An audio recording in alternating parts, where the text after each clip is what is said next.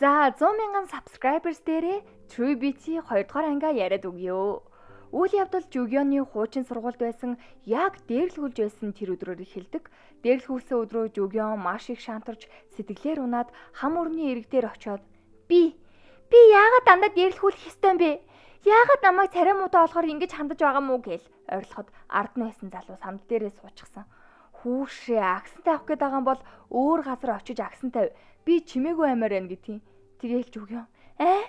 Энэ хам өрөнгө чинь чамд эзэмшүүлээд өгсөн юм уу?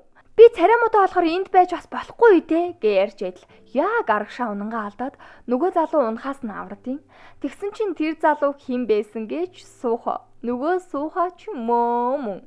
Чи тэр охин мөн биздээ гэхэд юу яриад байгаа?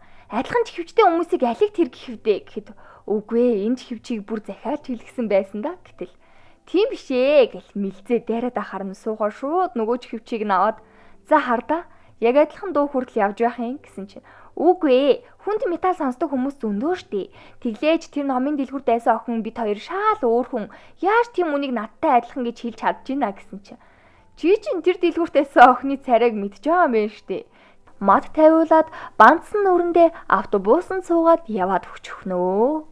Гэртээ очиод яана одоо л амьдрал минь цэцгэлхэн гэж бодож байтал энэ суухаагаас бол сүрэн гэж юу хэрвээ сургуулийнх нь найзууд миний бодоггүй царайг харчвал бүгд намайг муулж надтай найзлахгүй хуучин шигэ амьдрна гэж сэтгэлээр унаж байснаа. Гинт ер нь ийм зүйл болцсон юм чинь тэр муутай ястаа нёгийгээ үзэж нэхий дээлээ тайлалцснаа алалцснаа л гэж байна. За ингээд номын дэлгүүртээ нөгөө хоёр ч уулзаад суухаа гуйж энтхүү миний бодоггүй царайг манай сургуулийнх нь хинч мэдгүй хэрвээ миний бодоггүй царайг мэдчих юм бол миний амьдрал дууслаа л гэсэн үг гэсэн чи нөгөөх нь бүр ерөөсө тоохгүй тэр тийм чухал юм уу гэтэл дотроо чам шиг царайлаг хүмүүс ойлгохгүй юм гэснэ.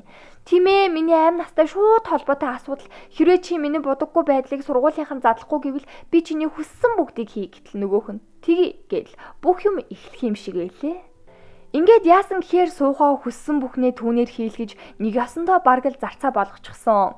Гадуур байсан ч сургууль дээрээ байсан ч ном дэвтэр бүр уух ундааг нь хүртэл зөөгөөд их л ядарч байгаа даа хөөрхий. Харин сургуулийнх нь хүүхдүүд тэр хоёр ёстой хөөрхөн харагдаж байна гэдэл үгүй штэ үгүй яг үндэ Жүгён мэн зовж байгаа штэ. Хоёр найз нь бас сууха та хоёр хизээ юм дотно олцсон гэхэд бид хоёр нэг дотно бишээ. Тэр үнэхээр ядаргаатай хүүхэд гэдэг юм. Нөгөө хоёр нь за тийм дээ угаасаа муухай зантаагаараа алдартай л да. Гэхдээ л хөөрхийн юм чинь муухай зантай айсан ч яах вэ гэж байх шиг юу гэж аам би юм чи одоо. Гэхдээ сууха дандаа ийм зантай байгаагүй гэсэн штэ. Маш сайхан хайртай байсан гэсэн. Дунд сургуульд ахтаа жүжигчин болох гэд бэлтгэгдэж байгаа болохоор бүх хүмүүстэй л сайхан хайрцдаг байсан. Тэгээд гадаад руу явж ирээд бүр яг шаал өөр хүн шиг зантай олцсон гэсэн яриа өгд юм бэ лээ. Гэсэн шүү юм найзууд нь хоорондоо ярилцсанаа. Хичээл тараа тарих гэж байхад дахиад хөөрхий Жүгёныг минь студийн өрөөнд хүрээдэр би жүжигийн видео хийх даалгавартай гээл бичлэгийг нь хэлбэл бүр шаал өөр хүн гараад ирдیں۔ Тийм ээ. Би чамд үнэхээр сайн. Чи надад л итгэж. Би чамд маш их хайртай байдэргээл Жүгён бүр энэ мөн овш бодит амьдрал дээр өөр зантай юм бийжээж бүр сайн жүжиглэх юм а гэд явах гэтэл хамт кино үзнэ гэд Жүгён бүр яагаад надтай кино үзэх гээд байгаа? Найзуудтайгаа үзээч гэсэн чинь нөгөөх нь надад найз опсоо гэдیں۔ Ийм хөөрхөн байж найзгүй юм лээ штт. Манай хоёр аимшигын кинон дээр санал нэгдээд яг үзэхгээ явж байхад араас нь нөгөө сургуулийн од охин бас харчд юм аа. Салгалсан юм аа. Жүгён гэртээ ирээд суугаа бас тийм ч муу хүн биш юм шүү гэсэн шүү ухааны юм бодож идэл дүүн ирээд за хоёр нүртэй луурч минь ээ явж гамбургер авчирч өг гэдیں۔ Учир нь чиний бодоггүй царай муутай зурагч нь надад байгаа гэд ивидээ сургууль дээрээч гэртээч тайван байж болохгүй нэ. Яа тэгээд бүргэрээ аваад явах гэсэн чинь нөгөө хуучин сургуулийн дээрлэгдэг байсан тэнэг хоёр охин гарч ирээд хүүшээ банш мөн үү? Чи хаашаа шилжсэн? Чамайг зугтсан л гэж бодлоо штэ. Хаяа уулзж ийл да хаашаа шилжсэн хэлчихээч. Банш авч өгөхгүй эз гээл даапалаад яац юм бэ Жүгёно. Тэгээл гэрлүүгээ уйлаал гүүж гарнөө зайлуул өрөвдөө тах юм а. Гүүж яхтаа хуучин муухай дурсамжаа сэргээж бодоод одоогийн суухаагч бодоод суухаач гэсэн намайг дээрлэхдэм байх гэж залхахаар нь одоо больчих тэхүү. Би чамайг өөрөөр бодож байсан чи хуучин намайг дээрлэхдэг хүүхдүүдтэй яг адилхан юм байна штэ чи. Намайг тайван байлгаач гэл тасалж байна. Уг нь нөгөөх нь чаваас аимшигын шинэ комик худалдаж аваад тэрийгэ хэлэх гэж байсан юм байх ч үлээ. Тэгээд бас бүтлгүйд л түрээвчээ хайчжээ. Буцаж бүргэрийн газар л үгээгүйгээд яг энэ үед Нөгөө сургуулийнхан Соожун хоёр найзтайгаа тэр бүрэрийн газар ээж таарад хоёр найз нь төрөвчийг нь олоод нөгөөх нь яагаад хүний эмийг аваад байгаа энтхий ажилтнанд нь гэд ярьж байтал Жүгён гаднаас хар хурдаараа орж ирэл.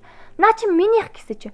Үнэхээр чинийх муу юм бол бичиг баримтыг нь тулгаж байж үгүй гээл. Төрөвчинд нөгөө хөөхөн будагтай зураг нагаа болохоор гуйж агаад аваад гараг үүчтий. Маргааш боллоо хичээл хэллээ.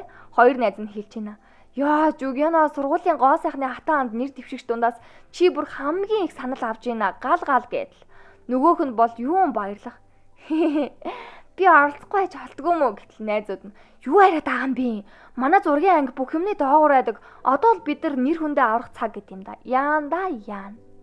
Тэгтэл суухаа Соожун хоёр бүр сургуулийн гадаа нилээн хүчтэй маргалдаад эргээл хартал Соожун гэдэг нь бүрэрийн газар байсан залуу. Өө новш гэд. Миний будаггүй царайг сургуулаас 2 хүн харчлаа гэд 2 дугаар анги төгслөө.